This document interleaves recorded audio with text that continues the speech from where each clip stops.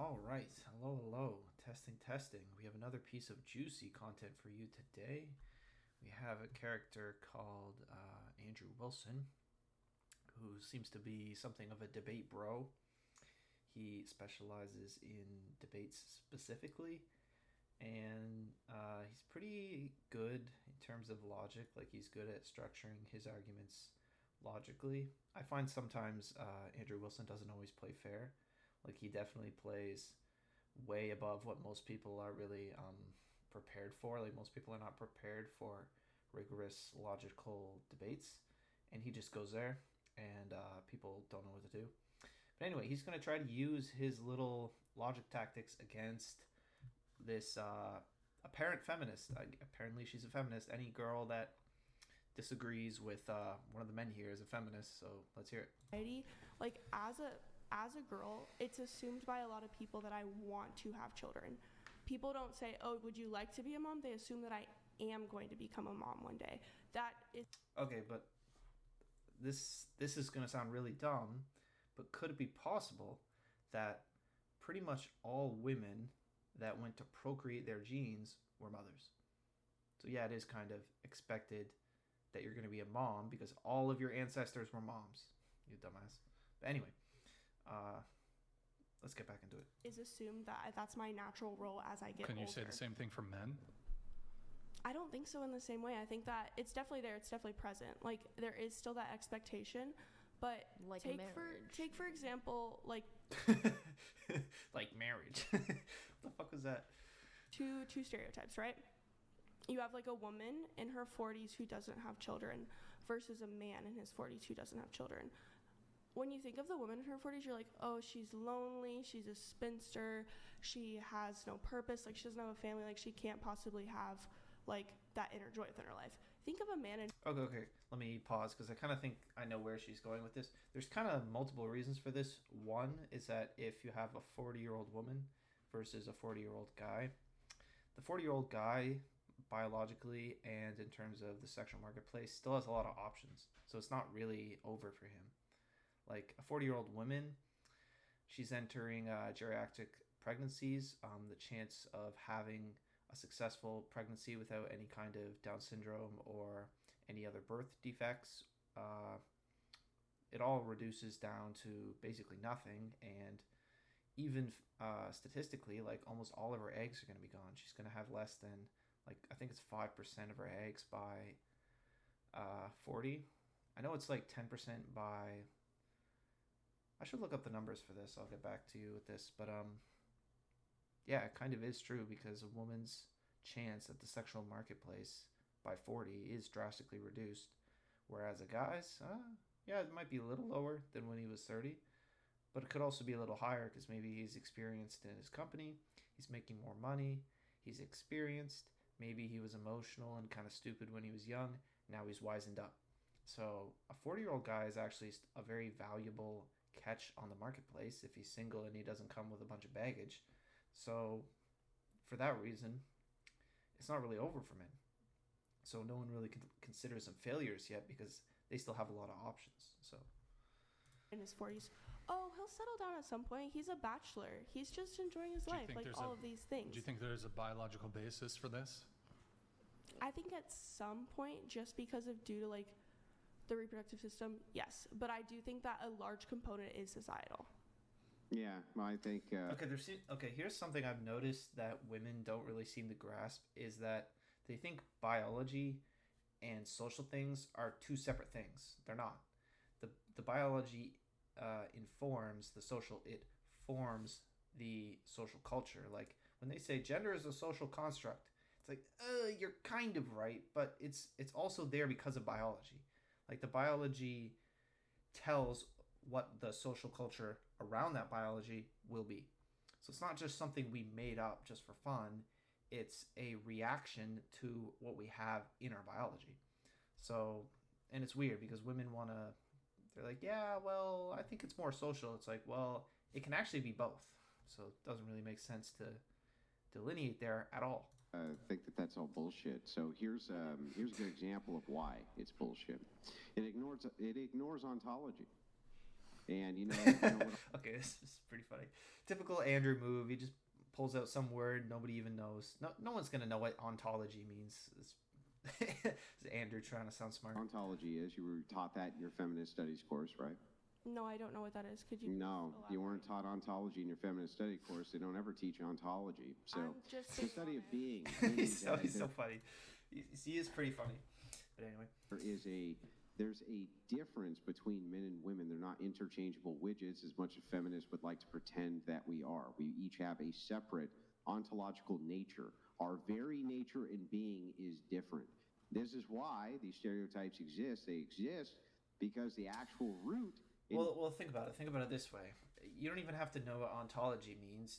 Like, he's saying that nature, the very essence of man and woman, is different. It's like, well, of course it is, because the word man and the word woman are in some ways antithetical or dichotomous, meaning they're separate. Because he didn't say the essence of humans, he said the essence of man.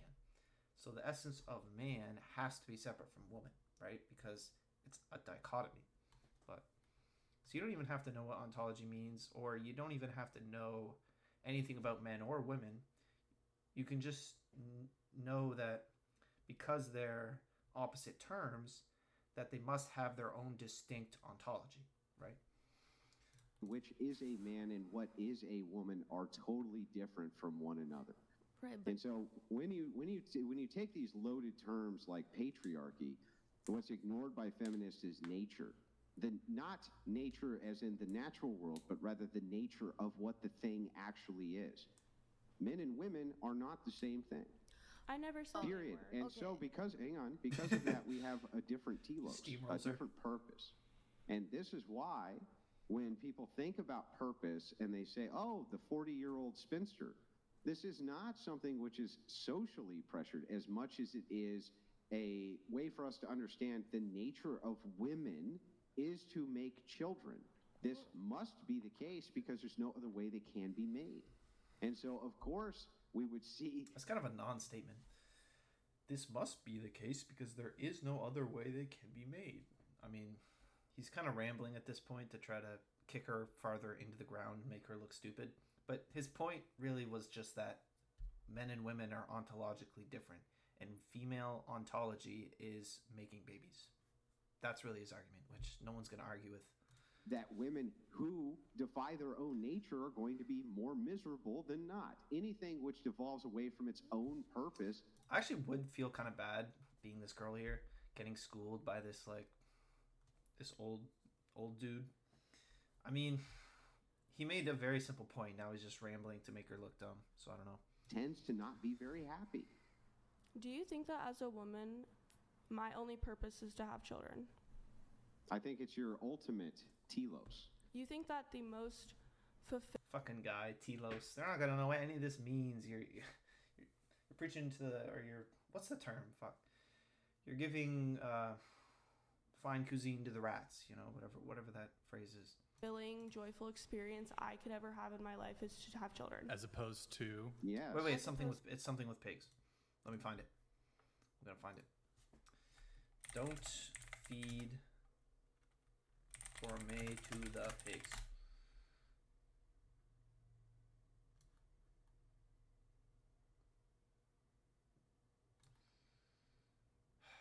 Fuck.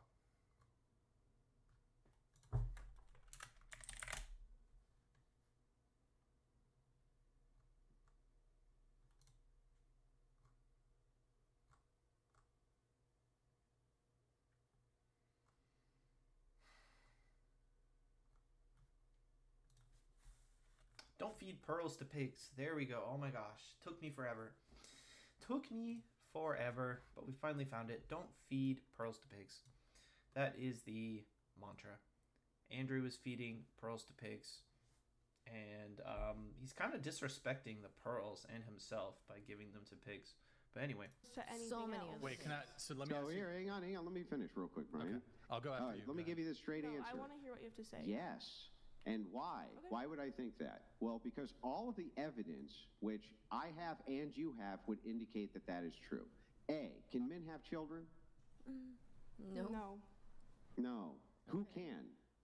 Women.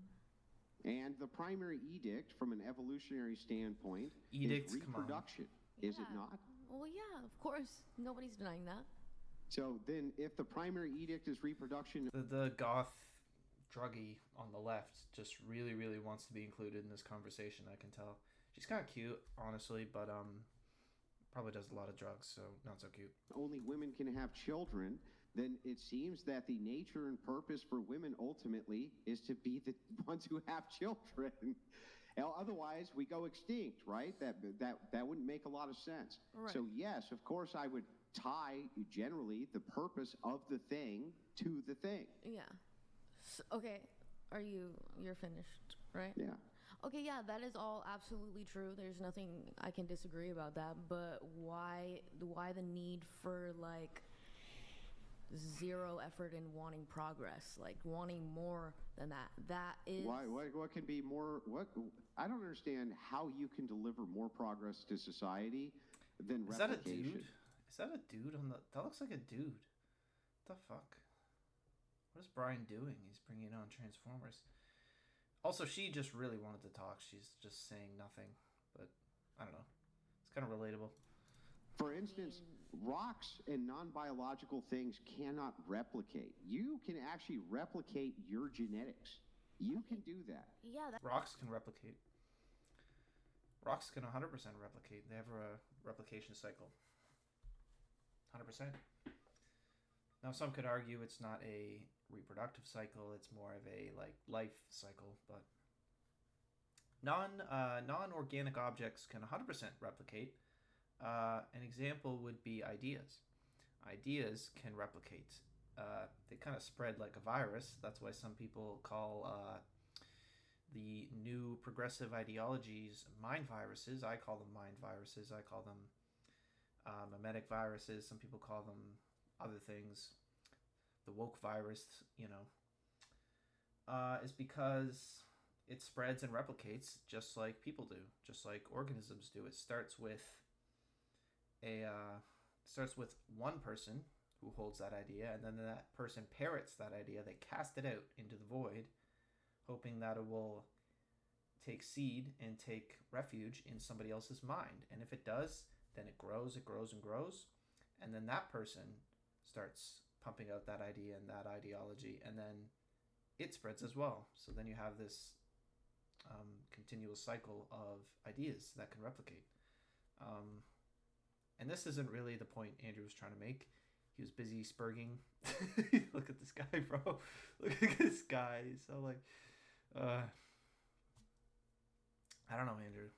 that's a Solely miracle. biological beings only can do this. Yeah, that's a And yet, miracle, and that's what great. could ever be a higher purpose than that for a woman? I would actually like to know I that. don't What know. would be I a higher purpose personally- for a woman than replication? I personally, if I were to have a child right now, I would not be like, this is the end of it. I'm the happiest I've ever been, and this is the happiest I'm ever going to be. How do this you is know? amazing. I know because purpose Because- is Good argument. just like being a mom. There's Yeah, plenty of yeah. other Are things you a that mom? fulfill me. No, I'm not. Then how the fuck would you know? Because there's plenty of other things Like, that what are you I have. talking about? I'm talking about the things that have given me purpose, that have fulfilled me and kept me alive and happy and not still wanting to have to be a mom prematurely because that's my Sure. purpose.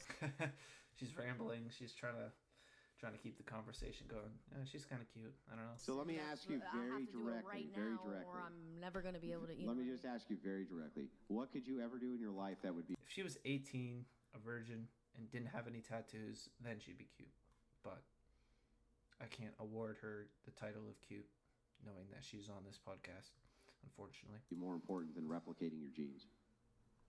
I mean, Oh my God, honestly, where do I if we're begin? going to go into that territory, then It is kind of weird that the Orthodox Christian is the one saying, what greater purpose could you have than replicating your genes? I'm waiting for someone to present the religious argument, which is weird because he's the Orthodox Christian. He doesn't even believe in pragmatism, consequentialism, rationalism, any of these other empiricism, any of the things that these guys believe or orient themselves around. He actually goes off of the I think he does. He uses the transcendental argument for God's existence. I think that's the one which is the best. It is objectively the best, and it's the only one that is actually logically sound. That doesn't just posit something as an axiom and just shove it down your throat. It's good. Like there's plenty Where of do you other begin? things. Then there's Where do I what? begin? Helping Yeah, other what? children that don't have parents, maybe. You that mean I whose don't have genes to have already been replicate my replicated? own genes to do that. That comes from like a really selfish. So like, somebody else has been able to replicate their genes, but not you. no, but you know, like if there's 5 children that don't have parents, they have nothing, and then I'm over here wanting to replicate myself in that like selfish state of mind. Why would that be I have selfish? the choice of doing it's a bit selfish because you can help this child that is gonna die Hold on. without your. Okay. So they can't make an argument, and generally this audience doesn't really have the necessary brain cells. I'm not saying that offensively. I'm not saying that like, oh, they're stupid. Because if you don't have the brain cells, if you don't have the mental faculties, it's not your fault. You know what I mean? Like it's not any of these girls' fault that they're dumb, right? It's almost like picking on someone because they're short. It's fun to do. You can be like, haha, this fucker's short. Get him. But it's not really his fault. So it's not really these girls' fault either. But I'll see if I can try to make an argument. My argument would be something that, yes, in terms of ontology and nature, ideally, a woman would pass on her own genes through procreation. However, there are many women who are not mentally, physically, emotionally fit to have children, and out of selflessness and out of consideration for society at large, but not bringing some like criminal bastard into the world, opt to contribute to the world in other ways. So you could argue that there's a lot. Yes, procreation is very important. It's extremely pivotal, but there's also an extremely nuanced and very deep contribution that people can have in terms of the community and in terms of society. I mean, there's only really 2 roles for one to pass on their genes, which is parent or adoption. Those are the only 2 where you can have children and pass on genes, right? Those are the only really 2 roles. But there's hundreds of different roles that you can take in the community to help people in very meaningful ways, because it's not really just about passing on your genes. You also need to build up and preserve a community around those genes so that those genes can thrive and flourish. For example, let's use an analogy. Let's say that you have a tree, and you say, hey there, tree, isn't the most important thing for you as a tree, for you as a biological organism, is to pass on your seeds and then have them germinate, right? You could say, yeah, that's definitely a very significant, poignant, and reflective of the ontology of trees as biological organisms.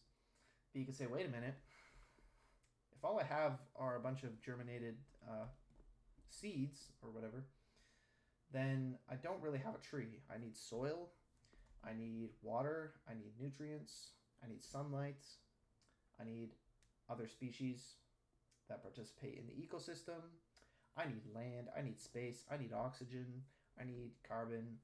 There's tons of other things that, just because they're not tied to the ontology of something, doesn't mean that they're intrinsically extremely valuable. And they kind of do make a fair point in that, well, if I only focus on the reproduction, the sexual or asexual reproduction of said organism, then you're kind of missing all of the other very important critical things that lead to a healthy, successful reproduction and thriving of those genes. So that would be my counter argument to Andrew if I was in this debate, because your argument, Andrew, really just boils down to, oh, this reflects the ontology of something, therefore it's the most important. Which I guess it depends on how you define important. Because let's say we live in a society where reproduction is looked after. Let's say we have sperm banks, we have artificial wombs, we have unlimited reproductive technologies at our disposal. we don't really need to worry about reproduction. And let's say we don't even need to worry about raising the child. Let's say we hook the child up to a simulation that gives them perfect parenting, so we have the best citizens, right? In that world, reproduction would not be as important because it's already been looked after. So there might be other things that are more critical to look after because these other things are already taken care of and they're not really an issue anymore. So yes, reproduction is probably the most significant and poignant contribution that a woman or man can make because they are biological organisms, but it's not always going to be the most critical or the most important thing. So that'd be my argument. But to be fair, a lot of these OnlyFans girls, they just don't have the brain cells to make that kind of an argument. I want to bring it Why back wouldn't you? Why can't you help the child and replicate? The resources are going to have Andrew, to I'm going be... to get things back on track a little bit. Wait, what? Wait. I don't even understand the argument. It's off the rails. So you don't replicate because there's children out there who are in need? Why does Andrew feel the need to dog these girls? Why do you, like, you know what I mean? Like, I don't know why the red pill dudes are so angry at these girls. You know what I mean? Like, they're so non-threatening. Nobody looks at her and goes, oh my gosh, like she's spitting facts. Oh my gosh, truth. Like, you're not really fighting an intellectual opponent. You're just bashing some poor teenage lost individual into the ground who doesn't know what the fuck they're doing. Like, this is just bullying. Yeah, you don't have to replicate in order to have that feeling of motherhood. Somebody has to replicate. If you're talking though. about purpose. Wait. Yeah. So I'm gonna stop it there. I'm not really interested in watching these poor girls get beaten to the ground. Not really sympathizing for the girls. I'm just like, I don't know. It's kind of lowbrow content. You see them making this kind of ridiculous face on the screen. But yeah, that's all. I will see you all later. Take care.